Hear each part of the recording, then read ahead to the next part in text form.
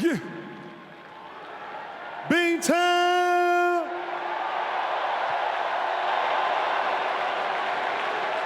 Suit up, boy. I might come out here and woo. I know I got to bring my A game here. Hey, listen, man. I knew y'all with me, but I ain't know y'all with me like this.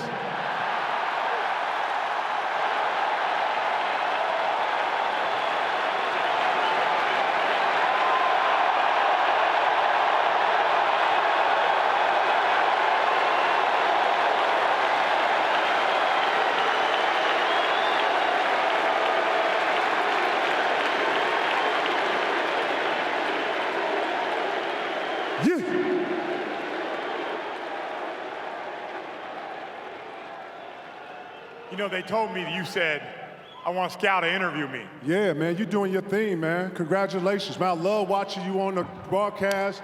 Congratulations on the Emmys, man. You doing your thing. I want the white mama, damn it. Right. Yeah. You nervous? Look. Hell yeah. I was nervous when they told me. Breathe, dog. We up here chilling. You got it. All right. What's this day mean to you so far? This is incredible, man. I swear, man. I want to thank, obviously, the NBA, David Stern, rest in peace, Adam Silver, but I got to thank Wick and the ownership group. Thank you, Wick, for the class act. I couldn't have pictured this. I didn't expect this at all. When you got here, you looked up at the numbers. When did you start thinking, like, that's where I want to be cemented in history? You know, I'm gonna tell a crazy story, man. He probably ain't gonna want to hear this, but Antoine Walker, man, before I got here, shout out to Cybertwan. Cybertwan. You know what it is, right? You know, me and Cybertwan went at it, you know, for years. He was like a foe, and before I came here, he pulled me to the side, and he just gave me some great words of wisdom. And I took that into the press conference, and the first thing I did after the press conference was come in here, and I looked up at the rafters, and I just manifested not only a championship, but seeing myself immortal in the ceiling. Feel me? So it's safe to say that I manifested this, yeah. Yeah, I want to dive into your intensity. Like, where did that start from? You know, my coach is here from Farragut, Coach Wolf. Shout to Wolf, you know what I'm saying? I know you in here somewhere.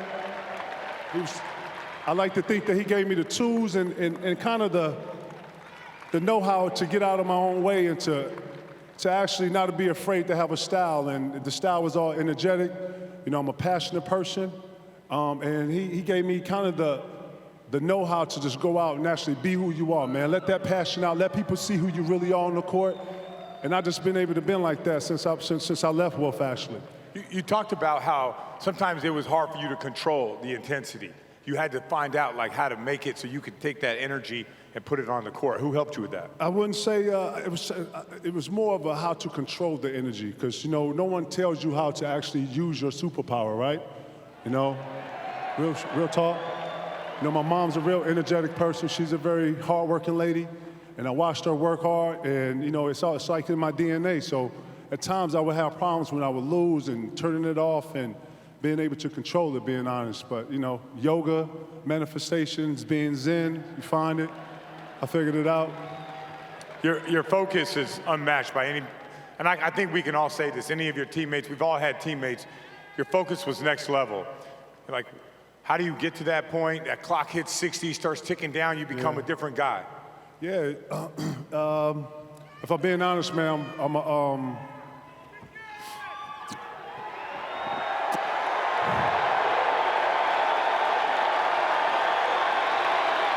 a perfectionist. I'm a perfectionist, you know? And I can't even front, man. At night, it would drive me crazy. I know we up here having fun, but it's been some nights where I haven't had much sleep, and I watched 30 tapes on the guy, and I'm watching and I can't turn off. You know, it sounds like a good thing now, but at times it really haunted me. But, you know, I got it under control, and it worked for me. When you're in Minnesota, you're struggling, and you guys talk about, or you want to maybe call Paul Pierce, or you want to figure out how to team up here. Like, how was those conversations? What was that summer like before, you know, finally, because I know you're a really loyal guy to an organization, to a city. How hard was that to do that? Being loyal is something that's part of my DNA, man. P and I are real friends in real life, so whenever I would run into him in like the All-Star games, we'd always have a chat. He would always bring it up. We would always flirt with it. I think the one time I came in here and played, had a decent night in here, he shot something to Witt, and we kind of had a laugh about it. And then when it started to become real life, we actually got serious. And the infamous Danny Ainge came and saw me, and it was history. Shout out to Danny Ainge in here, yeah. You also said that when you got here, you were better able to handle those conversations with management, ownership, coaches, players. Like you felt like you were a different leader when you walked onto this floor. Yeah, Minnesota, I like to shout out Minnesota, man, because they actually predicated me and molded me to be able to come to Boston with know-how, When I got here, I wanted to have a certain understanding with the ownership group. Doc and I was always on the same page, and when it came to communicating with the players, that was an easy thing. But those years in Minnesota actually brewed me for the time that I got to Boston. Now you get here 07, 08, right from the jump, pickup games. Right. It's intense. Right. You had, first we're going to shout out the bench. Right. Leon, Big Baby, Facts. Eddie House. They're coming at you in the pickup games. Mosey. I was listening to the videos and everything in here, and I kept hearing that it was saying that I came here and made players better. In all actuality, those players made me better, and I like to think that we made each other better.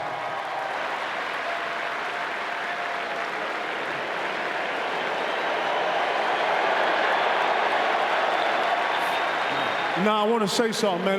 It's good to see Ray Allen here, man. Real. Hey, Lord. It's good to see you here, Ray. You next, Lord.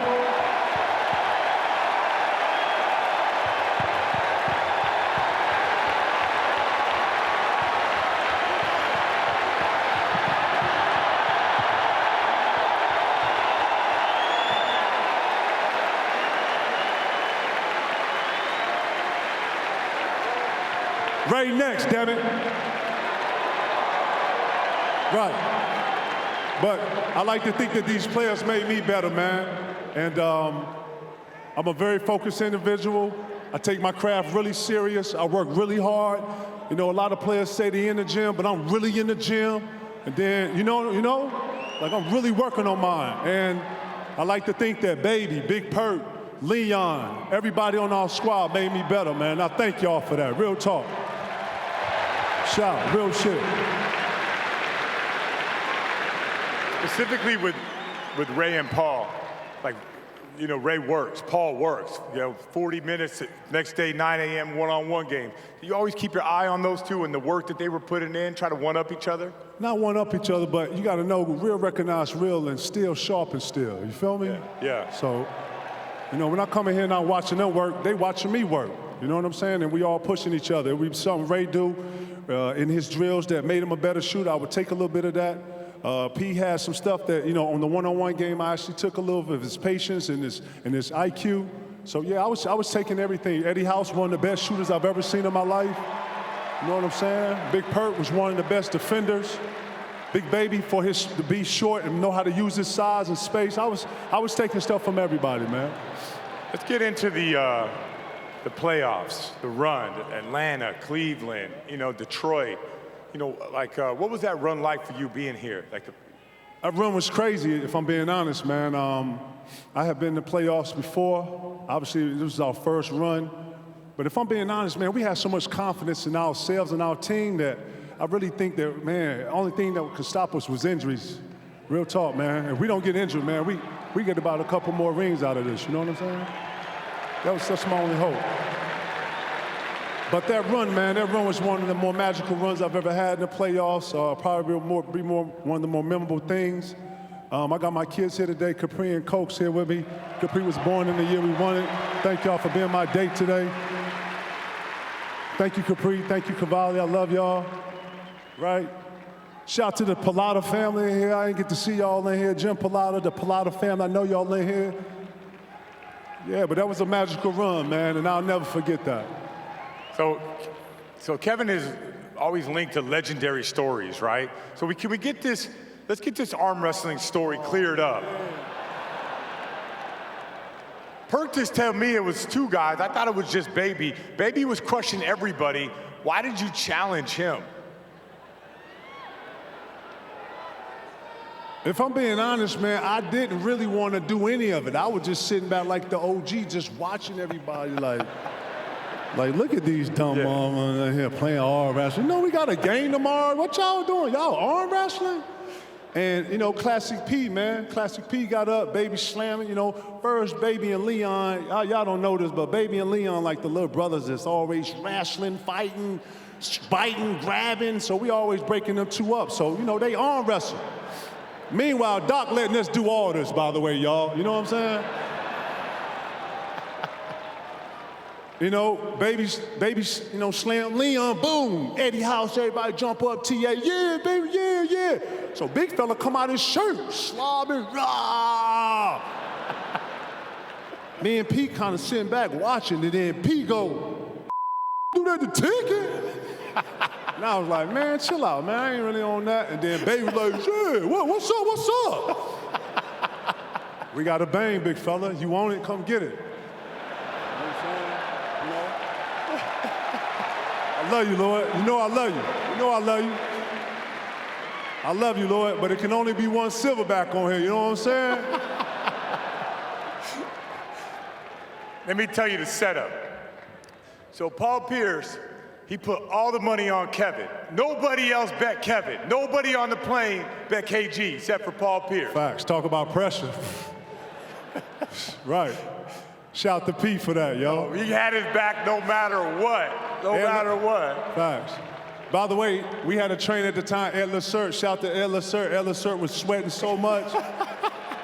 Ed Lacert was sweating so much. And you know I'm cheap, right? You know that. Right. Yeah. I know you just sitting back watching. Scal ain't finna bet on nothing. Nah, I put 500 on Baby. It was the best 500 I ever spent. I don't know how you did it, man. I don't know how you did it. Nah, man, you know I'm stronger than what I look like, Scal. Don't get it messed up, all right? It's that will, man. It's that will. All right. Like, okay, a couple songs, right? First of all, In the Air Tonight. That thing starts to rockin' right before the drums, right? Absolutely. What's that mean to you? You know, I actually attach my heartbeat to that song. When I hear that song, I go into another zone. It's hard for me to be at a game with my kids watching the game and then they play that because I always go there. But that song used to speak to me. It used to speak to my core. And my favorite part of when I played here was when we'd be in the back and they would play that song before we came out. We would run out the same tunnel. I was already locked in before I hit the flow, man. I was already on demon mode. I was already on destroy this mode, you know what I mean? Now, you love music, right? Say what? You love music. I love music. Love it. Music and vibration is everything, yeah. So, like, this is real talk. How could you listen to the same song in the locker room, in the weight room, on the practice floor, on the plane, on the bus, for 2 weeks straight, the same song? How is that possible? So I'm not a foodie, and you know, I'm not a guy that's a big fan of food, but once I find something I like, I stay with it. No matter what? No matter what, especially if it's working. So if that song was working for the 2 weeks, you best believe we're gonna run that back for another 2 weeks.